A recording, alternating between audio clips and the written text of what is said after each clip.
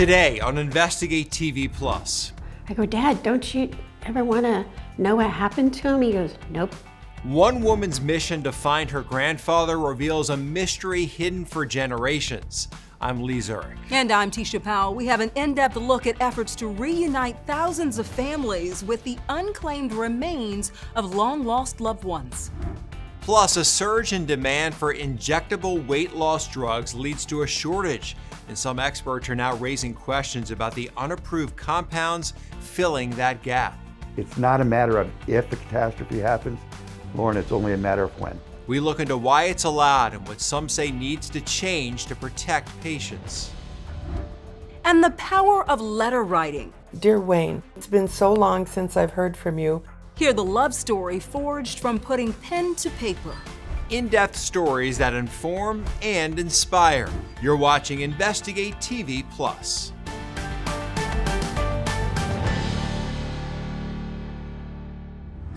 When we lose a loved one, part of the last chapter is knowing their body has found a final resting place, whether buried or cremated. But for some people, that final resting place never came. According to the Cremation Society of North America, it's not unusual for some remains to go unclaimed. Across the U.S., it estimates the ashes of 2 million people, otherwise known as cremains, sit unclaimed. What is unusual is this story out of Salem, Oregon, where a hospital has thousands of such cremains in its care, some as old as 100 years, and from all over North America. Reporter Kristen Crowley takes us there as the hospital works to reunite distant family members to find the forgotten. Every family has its secrets. So a young 23 years old, look at him there. In the 1980s, Linda Ross learned hers. My dad looked at my mom and my mom looked at my dad and they said, well, should we tell her? And that's when I found out that Dad was adopted and he had a dad that was out of the picture.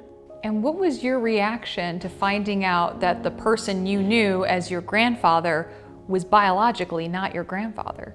I was surprised. I'm like, wow. I go, Dad, don't you ever want to know what happened to him? He goes, nope. And then we just left it at that. We never talked about it again. But Linda always wondered what happened to her biological grandfather. Decades later, in September of 2022, she found her answer. It says, hi, Linda. I apologize if this letter is intrusive or inaccurate. From my research, it appears you were the grandchild of Ernest Olson. The letter wasn't from a distant relative or anyone she knew. It came from a volunteer at Oregon State Hospital in Salem. It turns out Ernest Olson died in 1970, more than a decade before Linda even knew he existed. What was your reaction when you heard that news? I was kind of excited because I wanted to know why was he there and what did he look like. Looking at that, I'm like, he looks tired. Looks like he's been out on the street. Linda learned more than just what he looked like. She'd find out he admitted himself to Oregon State Hospital, at the time billed as an insane asylum, and stayed there for the last 13 years of his life. She'd also learned his ashes were still there, along with so many others. These canisters were originally the urns of thousands of patients who had passed away either with our hospital or other institutions. Amber Showbridge is the Strategic Communications Officer for Oregon State Hospital. How old are some of these cremains? Our oldest would have been from 1913 or 1914. So over 100 years old. Yes, and then we stopped about 1973. When the hospital closed its crematorium, more than 3,000 people's ashes were never claimed.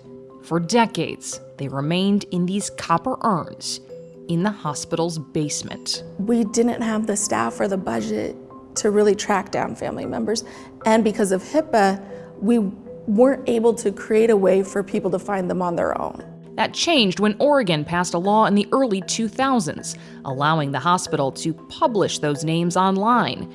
Then this memorial was created, And soon after, So to all of you that are here today, this reunification ceremony. We are reuniting the remains and souls. Volunteers like Phyllis Zeggers tracked down living relatives all over the country using obituaries and genealogy sites like Ancestry.com and invited them to attend this annual service. The patinas are magnificent, and the copper is magnificent.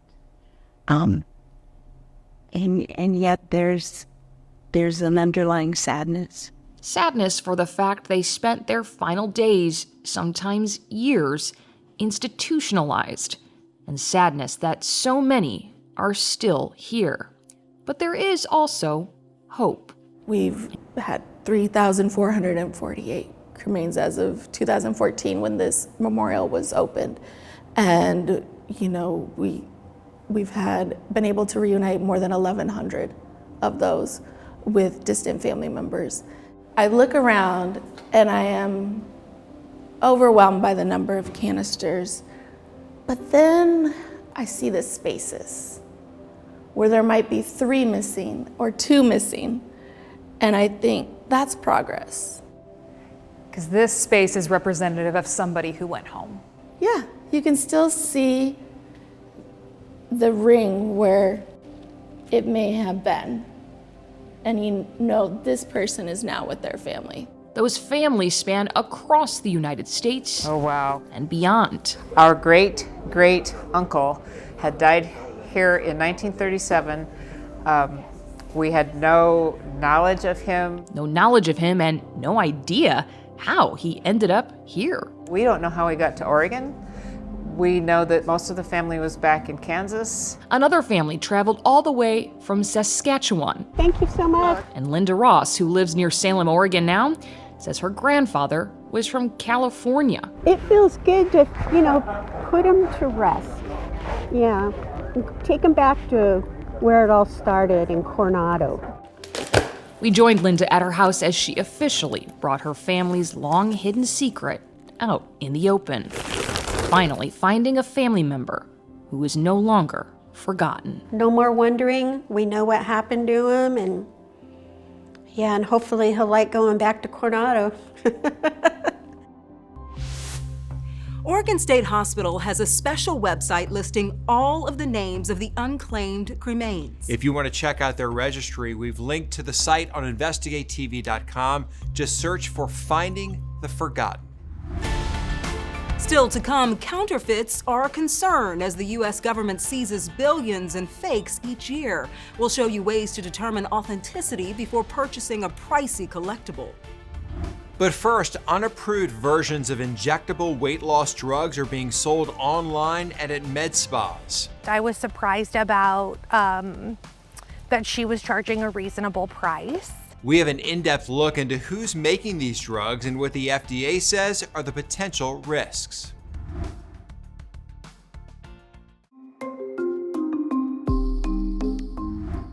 You've probably heard the commercials or seen social media posts. Ozempic and Wegovy have become widely popular, being touted as a way to help lose weight. But an increase in demand can make the injectable drugs hard to get.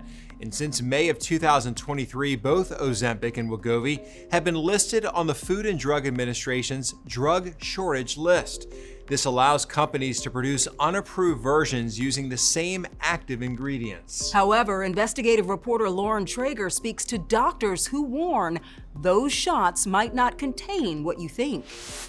I was definitely emotionally eating. I knew it. Alex Bach's a nurse from South St. Louis County. Go.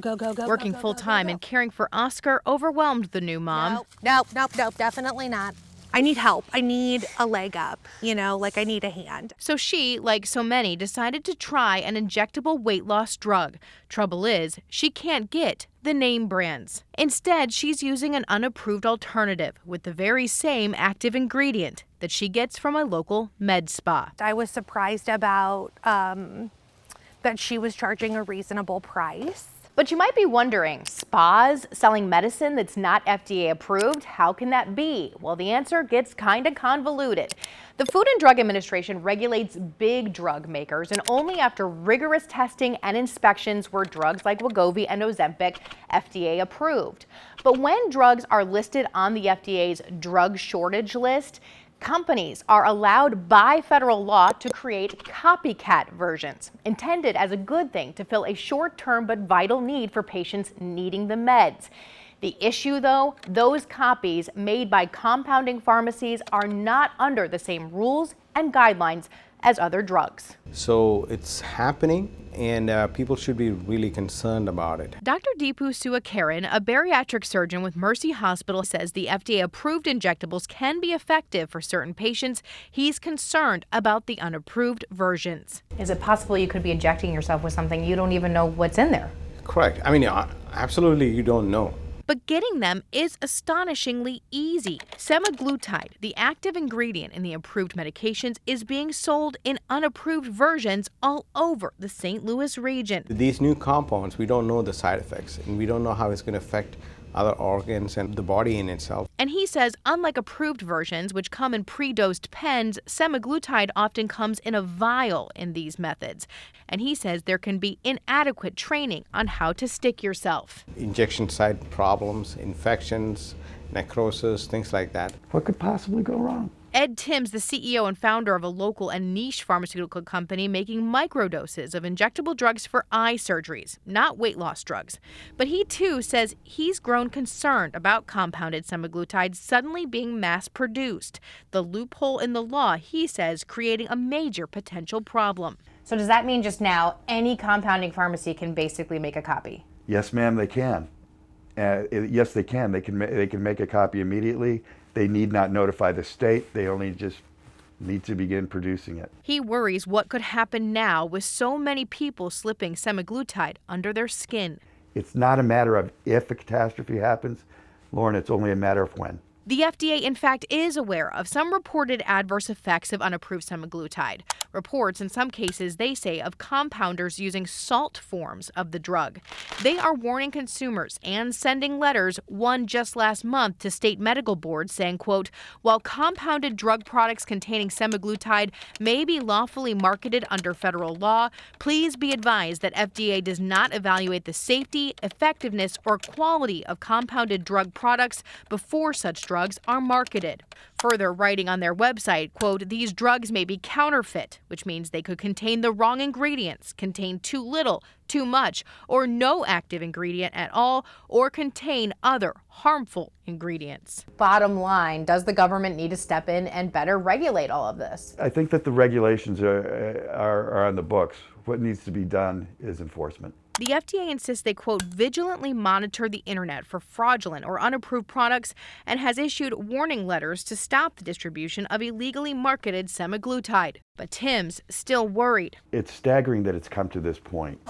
Meanwhile, back in South County, I don't think you should be able to just buy drugs off the internet. Alex knows the nurse practitioner who prescribed her semaglutide and spoke with pharmacists who said it's likely safe. I think you just really need to do your research. It's really important to do your research.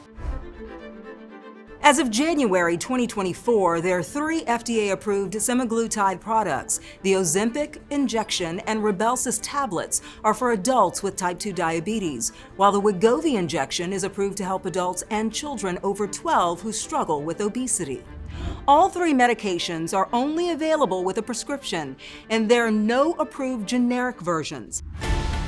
Still to come, see how letters sent during a war My girlfriend and I decided, let's write and just see what happens. led to a lifetime of love. But first, whether you're buying a designer bag or signed sports memorabilia, we'll show you how to be your own investigator to tell if it's the real deal. You can watch Investigate TV Plus anytime streaming online. Get the app for Roku, Amazon Fire TV, and Apple TV. They're free to download. U.S. Customs and Border Protection says while some manufacturers exploit the rapid growth of online sales, there are steps you can take to protect yourself and your wallet from counterfeit goods. Reporter Josie Sturman shows us how to be your own investigator. Looking to buy a pre-owned luxury handbag or a baseball card signed by your favorite player? Before you pay hundreds or thousands, you want to know it's the real deal and not some knockoff. In this Be Your Own Investigator, we'll show you some of the ways reporters on our own team do research before forking over any money for a pair of sweet dunks. First, use a trusted seller or platform that has an authenticity guarantee. If you're looking in person for sports cards, you may want to check out a longtime local store that knows about card grading and autographs. If you're shopping online, look for sites that have authenticity checks. That's where the seller ships the product to be verified before it comes to you.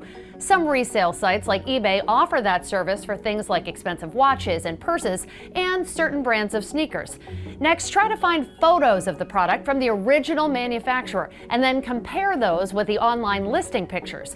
On designer purses, shoes, and clothing, that might be looking for things like logos that exactly match, brand names on zippers, or how the stitching looks. You might also want to search YouTube for unboxing videos. That's where creators open brand new products and show all the details. Go ahead, zoom in on those photos and videos and play detective. Finally, find online forums with experienced collectors. There are Facebook groups for Pyrex and rare houseplant collectors, Reddit forums for sneakerheads, and lots of threads about Louis Vuitton bags on Quora. Search for comments about the seller you're looking at. Present photos of what you're thinking of buying. Whatever your hobby, somebody would probably love to talk to you about it online. Just beware of scammers infiltrating those places too. That old saying, if it's too good to be true, it probably is. By the way, this is a huge problem. The U.S. Customs and Border Protection investigates counterfeit products, and in 2021, it confiscated $3.3 billion worth of fakes. In its latest report, the agency says clothing, accessories, handbags, wallets, and footwear represent 71% of all of the fake products they've seized.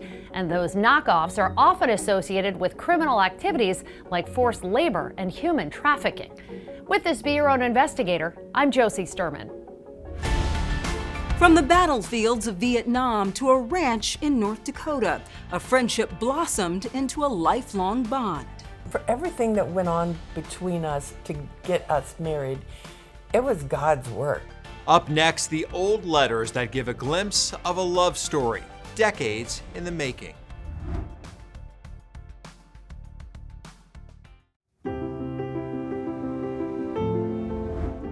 Handwritten letters were once key to communication. Now, with the growing access to technology, people can just send a text message or video to keep in touch. But a couple in North Dakota says letters are what led them to each other and to 50-plus years of marriage. Reporter Jody Kurzman has their love story that spans continents. Dear Wayne, these old letters are a trip back in time. I've thought about you so much. For Susie and Wayne Wing. It's been so long since I've heard from you. Susie and Wayne's letters. How are you? Date back to 1967. As always, Susie Scarborough. Wayne was drafted into the Army and sent to Vietnam. I ended up to be a generator operator. His sergeant sent a letter to his hometown newspaper in Texas, asking people to write to the men in his unit. My girlfriend and I decided, let's write and just see what happens. Susie's letters originally went to Sam McCluskey. When she sent a picture of herself, Wayne asked if he could write her back. Good Lord just meant me to do it. Wayne and Susie exchanged letters the whole time he was in Vietnam. It was just something to do. The letters continued when Wayne spent a year at Travis Air Base in California. When Wayne got out of the service, he made a detour to Texas to see Susie before returning to his family's North Dakota ranch. So I wanted to go back home and be a rancher. Susie moved to Georgia and the two lost touch until one day she decided to try and find Wayne. If not, I'd like to hear from you. She sent a letter addressed to Wayne Wing, Killdeer, South Dakota. No zip code, no nothing. I just wrote it to Killdeer, South Dakota. And he got it. Now, if that ain't a sign from God saying we're supposed to be together, I don't know what is. It's Killdeer, North Dakota. They make maps in Georgia, don't they? Wayne says that letter was the answer to a prayer. I prayed for Susie to, if she's still available, to I'd like to get with her, prayed, and the next day I got that letter. We just kept writing, and it wasn't a mushy, kind of lovey-dovey story. It was just, we were friends. We were just good friends and easy to talk to. But Wayne knew he and Susie were more than just pen pals. When I got that letter, I knew we were going to get married. I just had a feeling. Wayne spent Christmas of 1971 visiting Susie. A few months later, Susie lost her job and decided to move to North Dakota. I had never been on a ranch. I didn't know the difference between a horse and a cow, really. But Susie knew she and Wayne were meant to be together. Susie moved to North Dakota in March of 1972. A month later, she and Wayne were married. Meant to be. Yeah. I've always thought that. For everything that went on between us to get us married, it was God's work. 51 years later, they're still just as in love as they were then. Their love story is written here in these letters. Since I wrote to you. Letters that are a reminder of what made them fall in love in the first place. May God bless you always. What an amazing story, and the pictures, just everything. I love that. Story. And look, there's true love. She moved from Georgia to North Dakota. That's quite a change in weather for her. Definitely, but I think she's happy she did it. It has definitely worked out. And that's it for us on Investigate TV Plus. I'm Lee Zurich. And I'm Tisha Powell. Thanks for watching.